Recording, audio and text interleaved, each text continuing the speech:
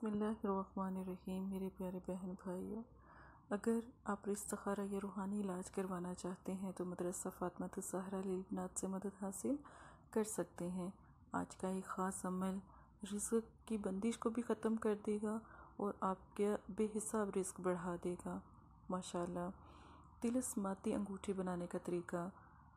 अल्लाहु समद या गनियु आप पढ़ना शुरू करें 33 मरतबा, अव्वल आखिर एक मरतबा दुरूद शरीफ के साथ। क्या रिस्क में तंगी है, कर्जदार हैं या कहीं काम लगता नहीं, और अगर जॉब भी है तो उसमें भी दिल नहीं लगता और जहाँ चाहते हैं वहाँ काम नहीं मिलता और वैसा रिस्क हासिल नहीं होता, तो ये अंगूठी आपने जो किसी भी आप शॉप पे चले जाएं वहाँ से आप हकीक लें, ठीक है, सुरख हकीक लें।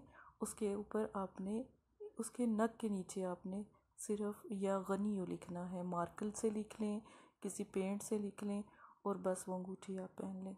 जिससे भी आप सलाम लेंगे, जिस जगह भी ये मौजूद होगी, जब तक ये आपके पास रहेगी, कभी रिज़्क़ की तंगी नहीं होगी। सुभान अल्लाह।